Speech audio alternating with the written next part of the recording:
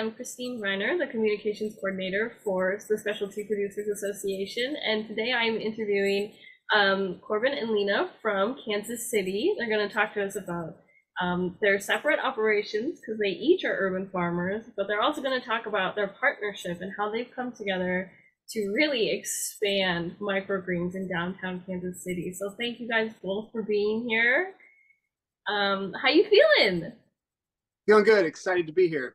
Thank you so Yeah. much for having us. Yeah, well, thank you for taking the time out of your day to give us a virtual tour because, like I was saying earlier, South Dakota has, we have micro growers, but we don't have somebody who has repurposed two downtown buildings in a large city to do what you guys are doing. So I'm really excited to just hear your story. So if you both want to take turns, because I want to hear about both of your urban farms and how they started.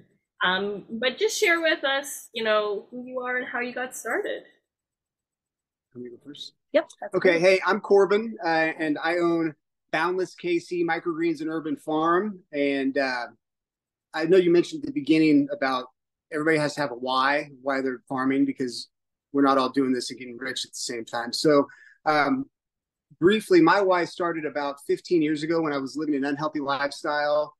I was into drugs and into going out and stuff like that. Well, to cap that off, I ended up going to prison, and I got in a lot of trouble. And I knew if my life was going to change, I had to be healthier mentally, healthier physically. And so I started, working out and getting into just a different healthy lifestyle. And then one thing led to another. When I was in prison, I don't know how this happened. I got lucky. I got the opportunity to work in a greenhouse. We grew food in the greenhouse, and then we planted it on federal land, and we grew this food and donated it to charities. And I don't know how it happened. I think it was just meant to be like that. And so it kind of went along with my search for health. And so it helped my mental health. It helped my physical health. And I learned how to grow plants. But in that time specifically, I got to spend time in the greenhouse, and I learned about microgreens, which I didn't know anything about.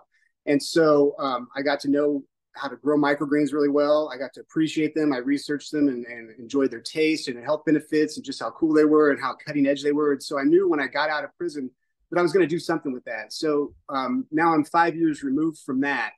And I spent a couple of years getting my feet back under me after I got out of prison, but I knew I had to do something because it was such a life-changing thing for me, just being in there and having that opportunity. So this past year, I finally just turned my hobby into a business, and I got my mind right on how I was going to turn food into money. And so it's not an easy thing to do, but I like it because, every day I'm doing what I love to do. I'm growing food, which helps me mentally, and the microgreens are super healthy. And I just want to share it with everybody here in Kansas City and beyond. Yeah, that's such a powerful story. Oh, That was great. Corbin, in terms of like growing, what else besides microgreens did you like get to grow and, become skilled at? So we grew tomatoes. I got really good at growing tomatoes. We grew, while we were in there, I don't know, one summer we had 900 tomato plants. We had 1,100 pepper plants, and they were side by side. And I just got really good at growing those. It's really hard to make money at growing tomatoes and peppers, but I really love doing it. And so I still do that. I still grow all sorts of food on at my house or at community gardens, anywhere I can. I donate my time places too. But yeah, basically like tomatoes, peppers, and watermelons. Yeah. That's awesome. And those were really like the performers that they saw too. Right. Wow, that's super interesting and kind of different to what our experience has been trying to grow completely indoors, not the greenhouse for tomatoes. I like to say they were it was quite the challenge, but really a quick dive into Urban Bounty Farms and how we got started. I can't act like this was my brilliant idea, but it is a challenge that I got behind wholeheartedly. So nonetheless, we were on family vacation. My uncle turned to me and was like, I want to start a hydroponic farm. I've been searching for the perfect real estate solution since 2016. If I can take small, or if I can take blighted buildings around Kansas City, turn them into small hydroponic farms, create farmers out of my community, and curb food swamps. Because here we don't really have deserts. We've got fast food on every corner, but we do have, we don't always have the choice of the healthy option. Then I am solving 3 problems in one. I still had my full-time job doing IoT product management in the corporate world. So I dove right in once we got back, started farming out of a container that was prefab, that really got us to understand, hey, here's how you hydroponic farm. And the ultimate goal was to get into a building. So we sourced the building downtown and took ownership, or started renting it in March, and by June we had our first room built out to try to grow herbs and veggies. So that's really how Urban Bounty Farms got started. And within that, the strides that we really took the first year were working with UMKC and VCP's hydroponic program to employ veterans afterwards. So they would go and train for 6 months with UMKC, and then actually be able to put that knowledge into practice and come and work for us.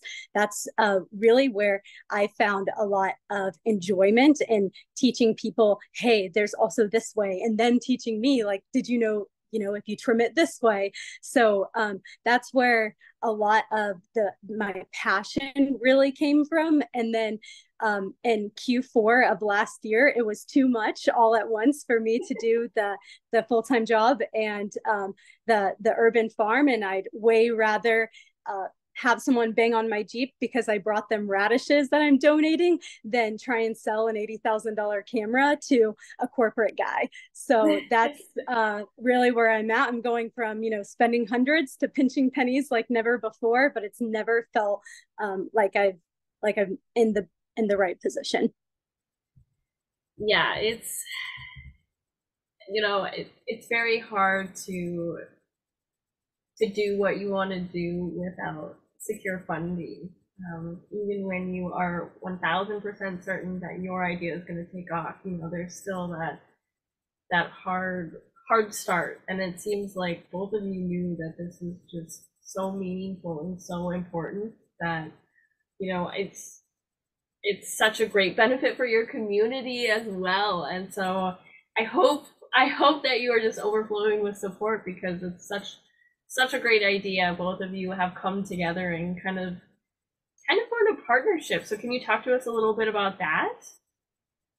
Yeah, we can. So we entered a joint venture agreement at the start of this year, specifically for microgreens. I've got a couple of different ways that I grow microgreens hydroponically, and was noticing there was a couple of varieties that weren't producing what I needed them to, and was really lucky to just be searching for microgreen farmers to try and get better knowledge of, like, hey, how do other people grow this? And met with Corbin at a coffee shop, and the stars like really aligned from the overall vision of like him saying, hey, I want to grow this beyond and create something that could be scalable beyond Kansas City. And that was something that really got me excited. And we realized, look, we can join together and we can provide more food. Farming is not a one-person job, so I'm lucky to have Corbin. Right on. Yeah, it's better to work together than to try to compete. But she's right. When we talked, we had the same goals. She was doing already what I wanted to do. She was just several years ahead of where I was at. I was at the Wes Bergman MVP stage, where I was just trying to produce what I could and get the best product out there and see how many people could get it and try to make a little money in the meantime. And it was scaling well at that. But then all of a sudden, Lena just had a good solution, and it made sense for us to work together. And by doing that, we've actually been able to expand what we can grow by a significant amount, right? So from him growing in, inside of his house, to being able to grow up to 36 pounds off of one system every grow cycle has been a significant expansion that I've really enjoy watching Corbin kind of flourish into that. And because he has taken new challenges with learning, hey, this is a completely new medium that you're going to grow on for at least these certain kinds of varieties, and the ability to just go and attack that. Right. It was a 1 + 1 = 3 type of scenario. I love that. And just for our audience, so I do have a personal connection to Corbin here. We were both on, I guess, a TV show. We were both through an entrepreneur incubator by Weston Bergman. He, if you know anything about Wes, you know that he's very proud of himself. So that was kind of a funny reference here, but we do have to credit him for just his dedication to entrepreneurship and giving people the support that they need. So, you know, his content and his videos are free to watch to the public. They've now been picked up by Amazon Prime. So, you know, check out Corbin's season. I think my season is lost, which I'm fine with, because we were we were very, very young in our business. So maybe it's better. But I think it's incredible that, you know, life can give you something so negative and something so hard, and it's really just mental resilience of, I'm not gonna let this keep me down. So to hear your stories and hear how you both have come together is just so incredible. And I'm so thankful you're here, because microgreens, like, I'm gonna keep it honest, I'm not a producer yet. I'm starting a sunflower farm, but microgreens are not really in my daily life. So can we kind of talk about, you know, what it took for your setup and how you kind of had to plan this all out, and maybe some tips and tricks you've learned from setting up your grow space? So I will say this, the greatest thing about growing microgreens is they can grow in 7 to 10 days, most of them. And so if you mess up, you can try again real quick. It's not like growing corn where you get one shot a year, you know, and you got to deal with the environment, the weather and the pests and whatnot. So you're growing indoors, you can control the temperature, you can control the humidity, you can control the lights, you can control the growing medium, how much water you get, everything. And so you can baby it and you can keep track of all that stuff. And so, you know, hey, I'm trying to grow broccoli microgreens, and here's what I did. Oh, it looks like I might have overseeded it this time. Here in a week, when I try it again, I'll do it a little lighter, you know, and you just keep track of all those things, those little nuances. Without knowing that I was doing it, when I was in prison at Leavenworth, I was doing that without thinking I was doing it. I was testing seeds. Basically, they wanted me to test the seeds to see how, like, the germination rate.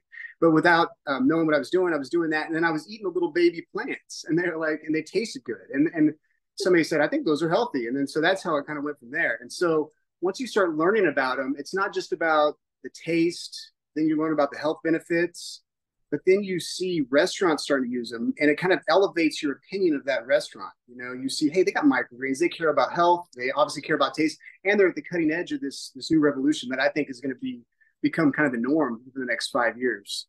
So I don't even know if that answers your question, but that was just me getting hyped about my microgreen. Oh, yeah, I mean, Corbin, I think that was great, and I love that I can hear the passion through your voice 100%. I think in terms of, like, you know, kind of setting up and getting a grow room up and running, we both are consistently changing what we're doing and being innovative in that manner. Like, for example, right now we're standing in our second microgreen room that we are building out specific for microgreen trays, or for microgreen varieties that need to grow in trays versus microgreens that could be grown in a longer ebb and flow type of system that would allow us to grow actually on burlap, and whenever it comes down to harvesting that, we can shave versus having to cut everything. So it's a lot quicker. And you know, we started on one silver U-line tray that, you know, looks like that, and have expanded into 2 racking systems and another racking system in there. I would like to potentially talk a little bit about tips and tricks regarding the evolution that I've seen of the grow mats, or the grow mediums. I actually started using hemp mat at first, and I was getting really poor yields, maybe putting 2 ounces of seed down and getting 2 ounces out. And you're supposed to see about like, 1 to 5 seed to harvest ratio. And so it was really consistently moldy and overwatered. Then I transferred into growing using cocoa coir only. That worked pretty well for a lot of varieties until we jumped into 11 grocery stores, and it was 4 in the morning and I was cutting it all versus shaving it.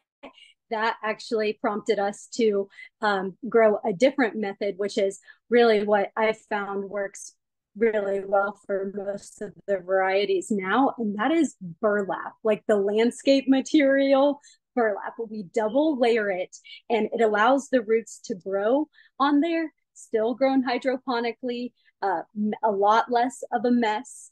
And those are kind of the 3 things that I've learned to grow on. And I would say the most favored is burlap for anyone that's getting out started, wants to do it hydroponically. That is key information. I had never even thought about that. I mean, it makes total sense.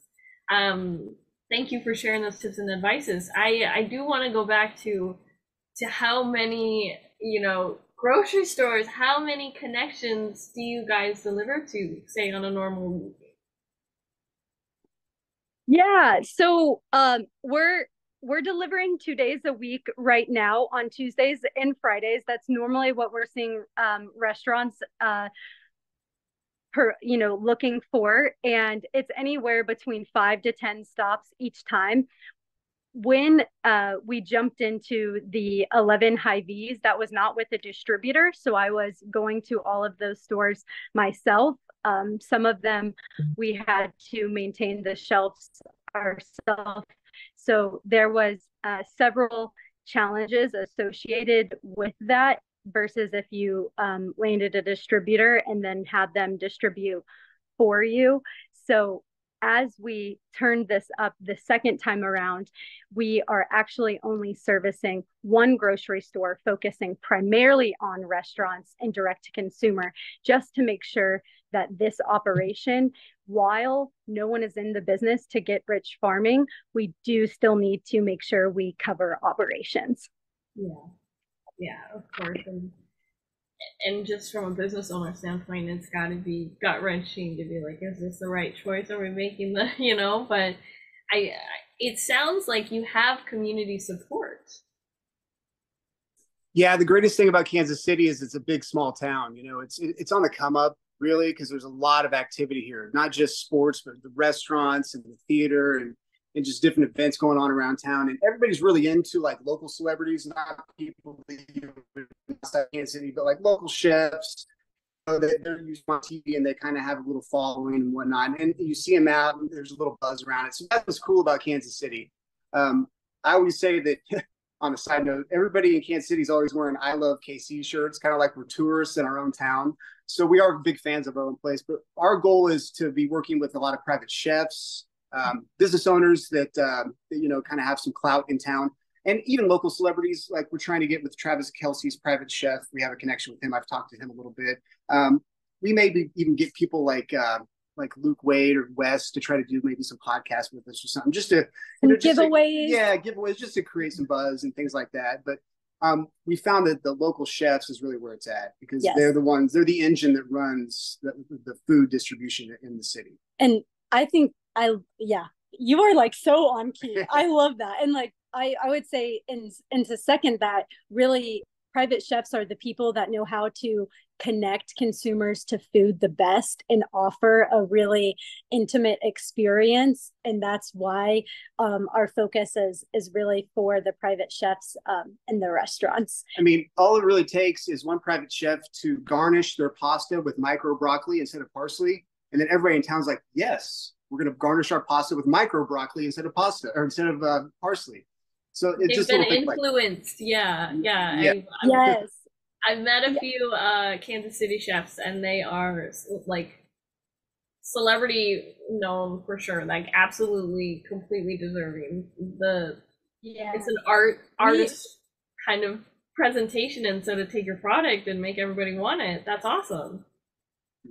We provide to like a couple James Beard chefs here, and we're lucky that Kansas City is able to obtain a couple, and it's not just the coast, you know, where those chefs normally reside. So that is something else. And I think because we've kind of dove a little bit into the advertising, community support, and awareness perspective, Corbin is spot on working with any sort of micro influencer to provide a giveaway or something on social media. The power of that is sickening, right? Today. And so that's really what I think we'll start doing as we head into March, is saying, hey, local, micro influencer, do you care about sourcing locally? And see if there's any appetite for giveaways there to try and raise some awareness. That is a smart business plan. Also, like, let me know if you meet Taylor Swift. I don't know how I can help your operation, but I want to be there on that day. Just go to Trader Joe's when she's in town. She's always spotted at Trader Joe's. Hey, I love Trader Joe's. Wow, good to know. Good to know. Wow, that's so cool. I didn't know that. But the unwritten rule with Taylor and Travis is when you see them around town, you don't bug them. Let them be. Don't be like. You want them to stay there. You guys want to be seen as like not those people. I get it. Yeah. Yes.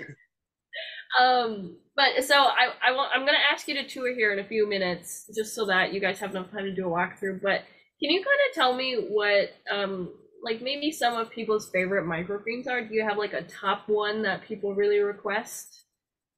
So when I set up at the markets, there's a city market downtown that thousands of people stream through every week. I try to go in there with different varieties for people to try every week. My favorite is sunflower. It's got like a crunchy, rich taste to it. It's good in soups and anything. Cantaloupe is an interesting one. A lot of people have said they like cantaloupe. A very popular one is cilantro. I don't know. I wasn't sold on cilantro. He's the king of cilantro. Now I feel like I'm very good at growing cilantro, but I wasn't sold on it. A year ago at this time, people were asking for cilantro, and I said, you can get cilantro for cheap at any store, but micro cilantro versus regular, night and day. It's like a pop of flavor if you like cilantro. So, and he's so good at growing it. That's awesome. But so I would say one other thing, the most versatile is probably pea shoots. It kind of goes with any food, and it doesn't take away from the taste of the food. It really just adds to it. And its shelf life is like scary long in comparison to some of the other microgreens. I think because its stem structure is a little bit larger, it also can last in a fridge for 14 to 21 days, whereas the other stuff you really want to consume within 7 to 10. Wow, that's so. You guys are doing so many different varieties. How do you kind of organize or track what works best for which one? I'm sure they all have their own specialized plans. They do. We try to stick with what we know grows best. So if I can only grow 2 or 3, I would grow pea, radish, and probably sunflower, and maybe broccoli. That's kind of the Mount Rushmore of microgreens. If you just stick with those 4. Yep. But then when other people start asking for stuff, you have to gauge whether it's worth taking up the space to grow and your time and learning it, and how much they want to purchase. It comes down to things like that. But we love trying new things all the time, just on our own for sure. Yeah. It definitely has been probably a year or 2 of trial and error of being like, okay, burlap is the best. No, cocoa core is the best, and so forth. And we've partnered up, or not partnered, but we've collaborated with a farm out of Iowa named Eat Your Urban Greens. They have actually started providing their own grow medium that it looks like a fiber mat, and I do see consistent yields off of that as well. What I like about the burlap, though, is being able to reuse it for certain varieties, whereas I think Corbin and I kind of found with those mats, once you use them 5 or 6 times, they kind of start to deteriorate a little bit. But really just trying to find like what is the most sustainable way to grow, not just from a money perspective, but from an environment perspective too. That's always going to be a challenge. Yeah, same with packaging. I feel like we could talk about that for a while, but And it's tough because it's like you have a great product, you want to get this, but you're like, okay, I also have to now add an additional cost for this, and I don't want to raise my prices, but I might have to, and it's just kind of inflation, right? We could get all deep into it, but I guess so. For a normal week for you guys, is it just you two kind of growing and harvesting? Can you kind of walk us through a typical day? Yeah, it's just us two doing it down here, and then in Lee Summit in the container farm as well. I would definitely say we're a mighty crew, and about 200 ounces a week is what we yield right now. And we need we're on a road to 777 to really make this worth it for the Kansas City community. So we are taking big strides every day, trying to reach out to people to reach that goal. That's incredible. That's so much work, and you're doing it to see guys. That's amazing. And Christine, you'd be proud to know that we're working on the playbook as far as getting all the processes down to help scale it. You know, everything when it comes to washing trays or just cleaning the mats or harvesting, all the little details. That way, when we start ramping this up, then we bring other people on that they can fit right in and without a hitch, without us having to explain everything over and over and over. Yeah, you don't want those bottlenecks. You don't want. No, correct. Yeah, I really think his point was really good about the cleaning. Like, we clean first and then we farm, and that's what's key with an urban farm. When you aren't growing with pesticides and herbicides, you have to as a preventative measure, make sure you're extra clean, and maybe in addition you're introducing the beneficial bugs, right? We don't do that for the microgreens, but for some of those larger grows where the plant, you know, maybe lives for 12 weeks before we start it over, we do introduce ladybugs and such. Oh, that's so awesome. Yeah, nature good guys is who we use. Yeah, that's important. You know, it's an ecosystem. It's not just a product. It's actually doing it right. So do you guys mind giving us a quick tour of everything so we can kind of visualize? Okay, here we go. Hey. Wonderful. So right now we're walking out of the room that we are soon going to fit all the trays that we'll use soil. It's empty right now because we kind of have some things combined. But once we ramp up and get our ounces up, we use only soil trays in this room right here. And this is, you might want to go out and show, like this room was built as a climate control room built inside of the warehouse that we're standing in. Oh yeah, that's really good point. This room was originally built out for mushrooms. And one thing that you guys are going to learn about urban farming when you start your journey is creating the perfect environmental conditions indoors. So we were pushing out CO2 out of that room, taking air from the microgreen room, pushing it into that room so it had fresh air for the mushrooms. That's, you know, vital for their growth. And we've now converted that, swishing an air duct, taking out that dehumidifier to make it available for microgreens, as that's kind of going to be our sole focus. Wow, that's so important. That's such an important step too. Yeah. You got it down. You guys are pros. Yeah, you don't think about becoming an HVAC engineer during all of this, you know? But this is Corbin, all of Corbin's hard work. Are you guys ready? I'm excited to show you. Wow.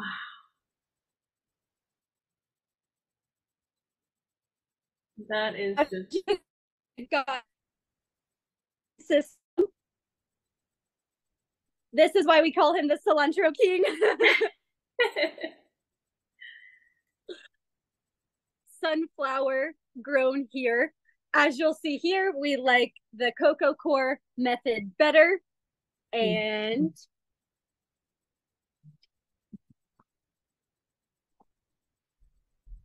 here is the other method. You can see the roots underneath there real easily. And so whenever we go to harvest these, we actually use a tool and shave them down into a large bucket, and we kind of like toss toss this over a like a clothesline. I'm sorry, I'm not explaining that well. You know, sometimes that's what you need. That's just basics. It does not require special equipment all the time. So here's Corbin's beautiful beet microgreens. This is really popular for chefs. I suppose that color pop just gives them this advantage. Yeah, yes, for sure. I'm gonna walk us out of here now. We also do things like living wheatgrass because it grows back really well. This is perfect for any sort of, oh, love that, Corbin, thank you. For any sort of smoothie shop that is maybe looking to juice their own. I know I start my week off with a little bit of this juiced with a green apple, and that keeps me feeling healthy. All right, going out of that room now.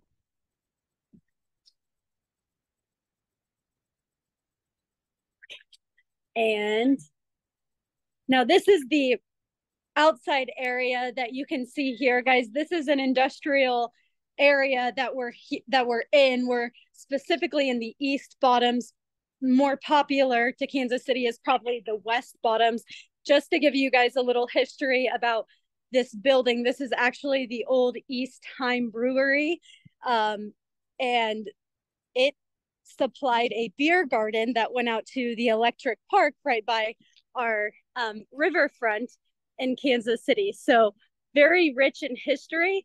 Just because it's not being used doesn't mean that it doesn't have value. And I definitely think the work that you just saw that Corbin's doing really exemplifies that. As well as right next door, we have a ghost kitchen that has 13 different chefs cooking out of there. We work with them to provide microgreens and so forth. What a great business setup to just be right next door to your client consumer base. That's great. Thank you. If you guys are familiar with the J. Rieger, that is right next door to us. They are a very popular distillery, if there's any whiskey fans.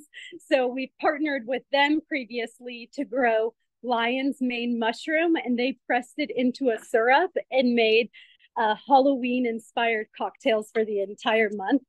Okay, here is the next room, guys. This is our larger room where we grow herbs in our herb garden via ebb and flow. You'll see here there's some kale growing. We've actually got the water on right now. Whole basil, citrus basil. That is probably one of my very favorite items to grow. It tastes exactly like Fruit Loops, but healthy. There's bok choy starting to flourish there.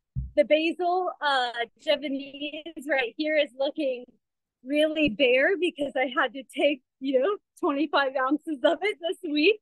And then we have a cucumber farm over here as well. You can see they're fruiting, they're flowering, not fruiting just yet. All right. So this room is much larger than the other two, if you can kind of see there. Wow. And the first time we built these, we learned a lot, and it allowed us to rebuild them a second time to create more efficiencies with depth between the lights, more airflow, to really optimize the emissions. So in your setup, have you had any issues with zoning or local regulations? Yeah, so we so far have not ran into any struggles being an urban farm growing indoors, whereas a lot of our other urban farms in Kansas City that we really root for that have been very impactful to this community are setting up donation funds and fighting the city to still maintain their plots. For us, luckily, we work with the health department to make sure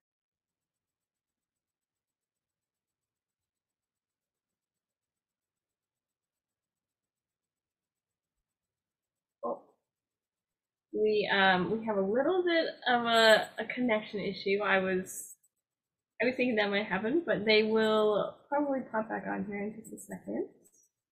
There we go. Perfect. Hey, we apologize. Where did we lose you? So you were talking about, luckily you haven't had really any issues growing indoors. Yeah, we have not had troubles with regulations as long as you work with your public health department to obtain certification. If you are going to have a product that's not shelf stable, you should be okay. But I do know there's a lot of farms in Kansas City that are seriously struggling and battling. And I will say this, since I started kind of from the bottom, growing in my garage. So I had, and if I wanted to sell at the markets, City Market being downtown, being one of the bigger markets in Kansas City, I had to have them come and inspect my growing area to make sure there wasn't gasoline next to the plants and things like that. It was clean and whatnot. Health department. And some places require different permits. I did not have to get any other permits. They just had to inspect it once a year when I was in the garage. And then since we don't process the food, a lot of if you make smoothies or honey or things like that, you have to get a different permit because those are actually processed. But all we're doing is selling plants and live food. So since we're not processing it, it didn't require, at least here in Kansas City. I'm not sure what it's like other places, but we didn't require any other permits for that.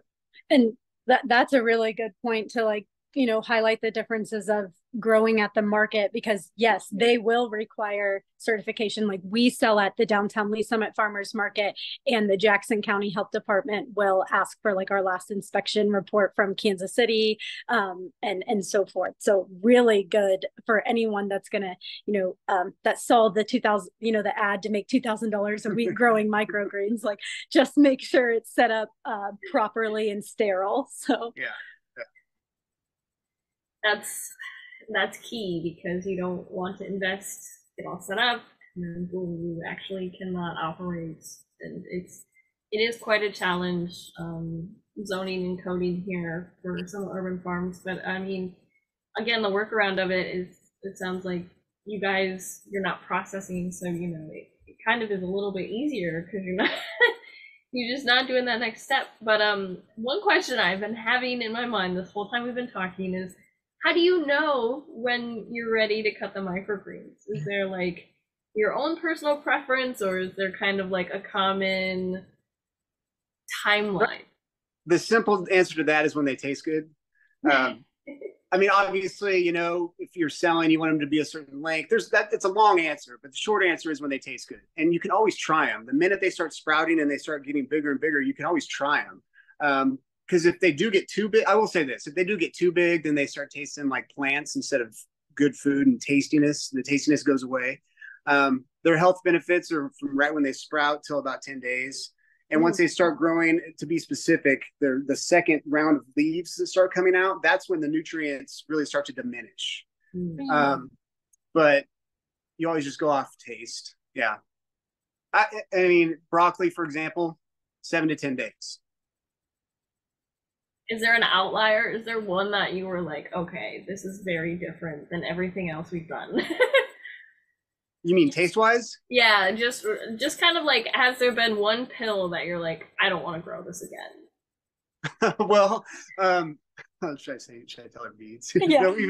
So people love the beets because they're colorful, they're healthy. Mexican restaurants here like to put beets on top of the guacamole to kind of add a pop to it and stuff. And it looks cool and they taste good, but sometimes they are just no fun to grow. They are very finicky. They're time consuming and they're wafy. They're small. So as far as weight, if you're trying to make money, they don't weigh a lot. So you sometimes have to charge more. You just have to account for all that.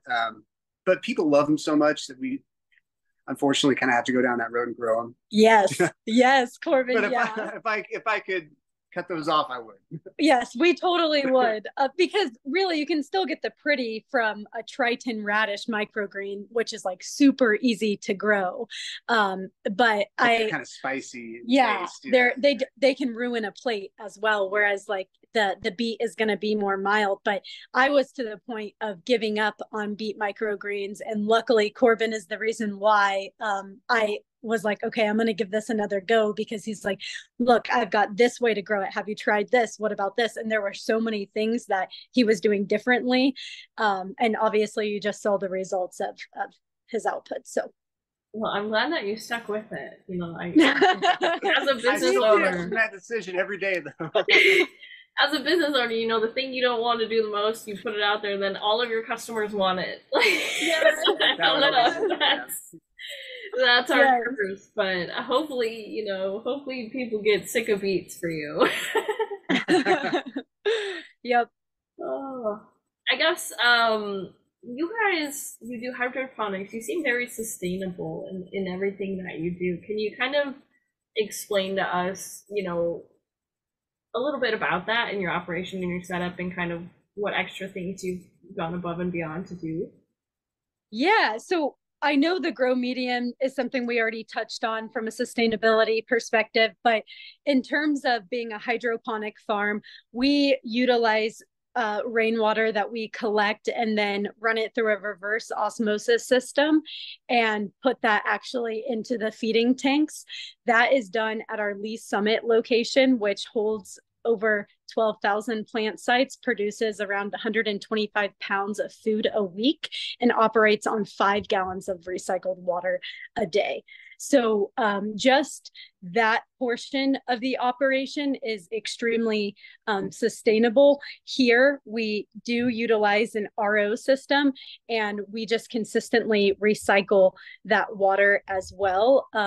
Obviously, on a monthly basis, we turn over to, you know, make sure that pumps are being cleaned and so forth. But I would highlight that, as well as the steps that we're taking in packaging to be more sustainable, whether it's finding plastic that is completely compostable or omitting the plastic altogether, omitting stickers on direct-to-consumer orders. You know what you ordered. Do I need to put a 7-cent sticker on it that says our branding, or are we just printing more paper and killing more trees? So those are probably the two efforts. And really, our hyper local focus on distribution omits the emissions that you're normally going to see from the large transports that come from California to here, that come from Colombia to here. And I will note this, that's where the scalability idea comes into play. So we can't grow microgreens here and ship them. We could, but that's not cost effective. So we want to create a bunch of little us everywhere.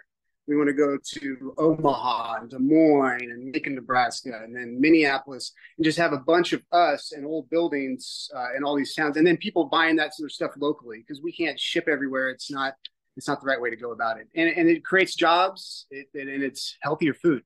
And really, where we're seeing a lot of the uptick from the direct-to-consumer side is packaging these microgreens with lettuce and veggies and an edible flour as well, and making a salad kit for customers. I think to-go meals are becoming only more popular as you know, consumer trends are outlining 2024, and that is where we think we can see scale of putting these salads everywhere.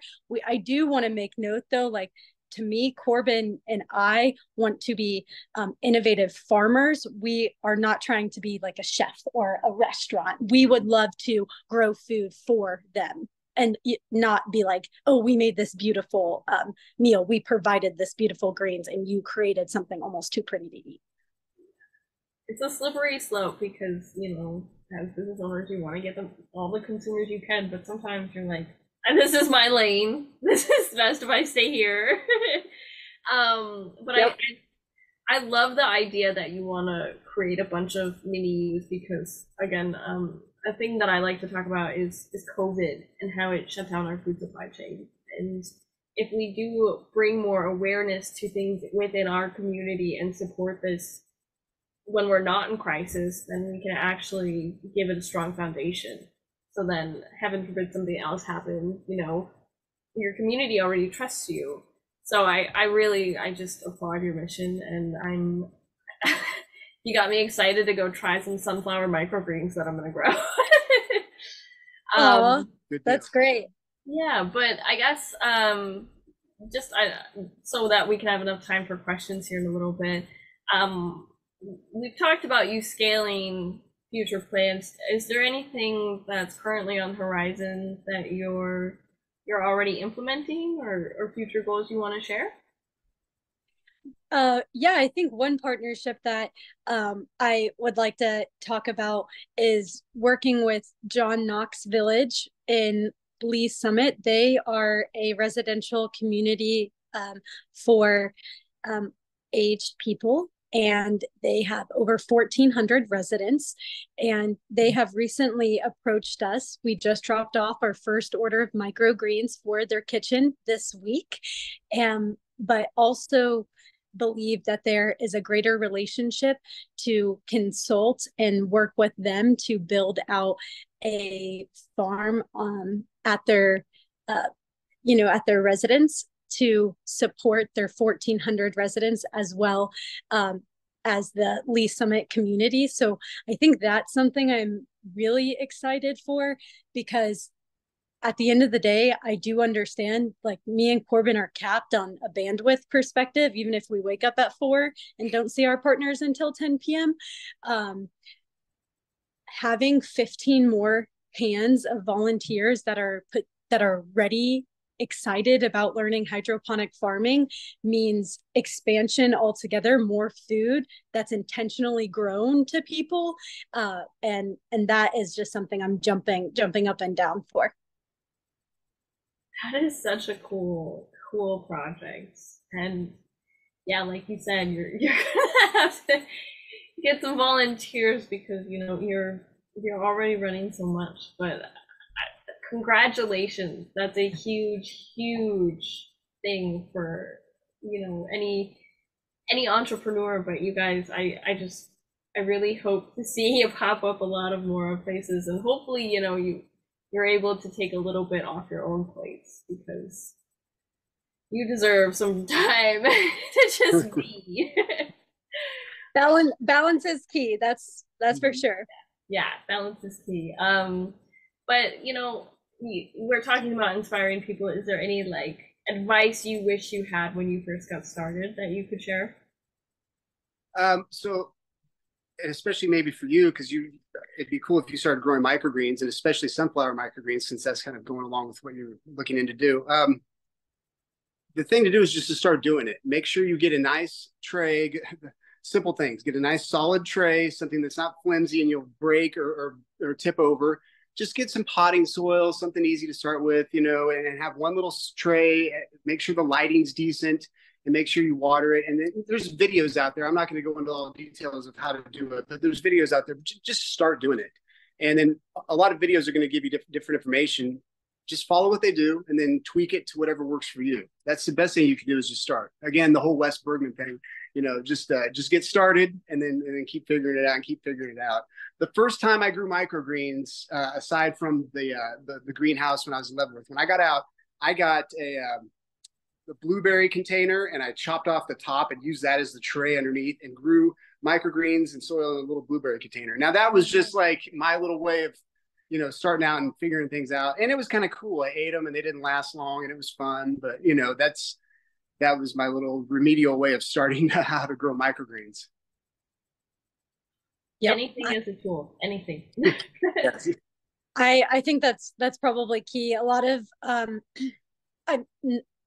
like going back to seeing an ad that consistently pops up for me is like, grow microgreens, make $2,000 in 2 weeks. You can do this. And it's like, okay, that sounds really good from like a picture view, but actually diving in and finding $2,000 worth of customers before you actually start the operations is probably a really smart idea. And if there's like 3 words of advice, it would be sell before grow.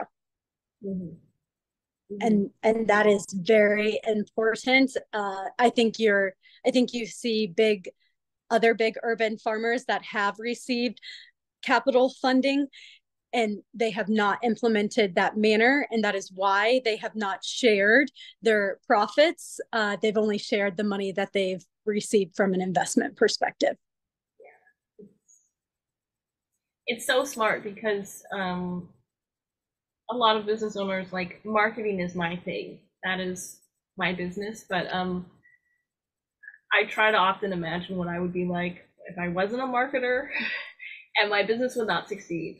I wouldn't even be able to talk about my story or my brand or whatever. And that I'm sure our viewers are going to hear this again, but it takes 7 interactions for somebody to trust your business enough to give you money. So we've talked about that exactly before. Yeah. It is. Got to get a bunch of no's. Got to get a bunch of no's. You gotta annoy yourself about your own business, and then you're just getting barely enough information out there to your people. And so I like, when I have to talk my brand story, I'm like, oh God, okay, let's do it. But it is so important to understand the market before you invest so heavily into what you're growing. And I think if you really want to build yourself up for success, that was a really great point, is just find who you're selling to before you invest fully. And even if you do find your market, and you may not turn a profit on your first year, but that doesn't mean it's a failure. That just means you need to just re-advise your plan. Yes, and like this industry is so novice in comparison to like oil and gas or healthcare, right? Or agriculture has been around for a long time, but specifically vertical indoor farming, controlled environment agriculture is still relatively new, which I think is another, aspect to highlight, is understanding, hey, this industry isn't mature yet itself. So make sure when something is so capital intensive that everything lines up before you dive in. I think his tip was hammer on the nail. Grow for yourself, test it, then decide, okay, do I want to do this for 20 hours, 40 hours a week, and make it work. And give up all my personal time. Yeah, because that's what it takes, and it's really important to be real about that. Yes. But bootstrapping, I have a bunch of like water bottles here, and so I've started cutting them open to make little mini greenhouses. So talking to you guys has really inspired me. Like, I've been just waiting to go plant. But I like to just try to reuse as much plastic waste as I can, because again, gardening or growing, it's not always sustainable in some ways. So is there like specific grow kits you guys use, or any type of things you should stay away from when shopping for trays or anything? Well, if you're buying trays, just make sure you buy good solid trays. Don't cheap out on the trays. Yes. They'll just break, and you'll have to spend way more money on replacements and spilling your microgreens and stuff like that. I've made all the mistakes.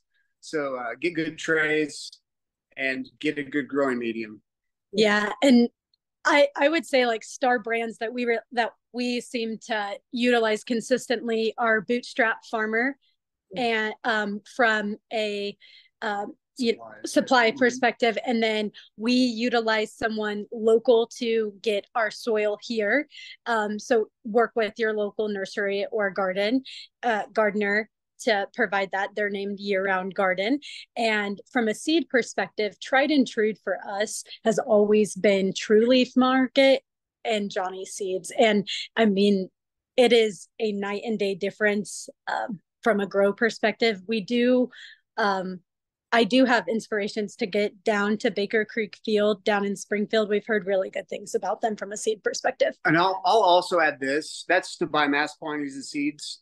If you want to get started and you want to grow, just keep trying broccoli or sunflower or something in small containers. You can there's a lot of seed swaps, or you might find people that have old seeds laying around. There might even be old hardware stores that are selling their packages for 10 cents a piece at certain times of year. So do stuff like that. That's really smart. Yeah, there's always ways to find inexpensive stuff. You don't need to spend a lot of money. I'm pretty cheap when it comes to trying to grow a business, so I'm always trying to find the least expensive way to go about it. Yeah, I relate to that on a good point. And I don't know if you guys have heard, there's a free heirloom seed Facebook page actually, and so no. Yeah, you can actually request seeds if you can't make a donation. Like donations are $10. And then you would get 20 seeds. But if you donate $20, you get 30 seeds or seed varieties. So then each seed packet has like 8 to 10 seeds in them. And so I went down the rabbit hole. I donated my $20. I picked out my 30 varieties. So I'm just waiting. But I'll share the link to that too, because that was a really cool resource. I like that. Awesome. Well, I want to open up questions to anybody watching our live chat. If you just share them in the comment section. There are several of you here, which is exciting. Usually it's just kind of me, but I think that our guests are pretty featured well and known. So I think that this topic was really innovative. I do know that our specialty producers are interested in hydroponics especially, and vertical growing. So I just want to thank you guys for sharing this knowledge with us and having the tips and advice so that some people don't have to fully invest and want to pull their hair out, But I'm really excited to see what you guys come up with, and hopefully, we can connect again in the future and see what growth has come from it. Hopefully we solve world hunger. The plans are bigger than life. That's for sure. To be able to build these and replicate it. Anyone that's on this feed that wants to have a conversation with Corbin and I, one thing, I know I'm speaking for him, but he is an educator and he's so passionate, just like myself. And if we can help inspire someone else, then we are only getting closer to the overall goal of growing sustainable food for the United States. Yes. Yeah, definitely. Don't hesitate to reach out. We love to share our knowledge. It's not even about competition. We want to, like I said before, we want to create a bunch of us everywhere. I just want to be in Kansas City. I like it here. So I'm not trying to it's fun. To take everybody's it's a really good city. And collaboration over competition is really where him and I have found success, especially working with other farmers to provide other things on our website like sourdough, pork, kombucha, all produced here locally. That creates a real full-scale grocery store offering online for those consumers. That's incredible. That sounds like another webinar topic. I would love to chat. We would love to chat more. Certainly. Yeah, I definitely will. But I don't want to take up too much of your time today. I want to thank you. If anybody needs to contact them, I will make sure that their contact information and both of their Facebook pages will be tagged here in the comments. But if anybody wants to comment on this live stream still, or maybe you're watching it and we're not live, please ask the questions. I'll try my best to get them answered and respond to you. And again, just thank you guys both for being here.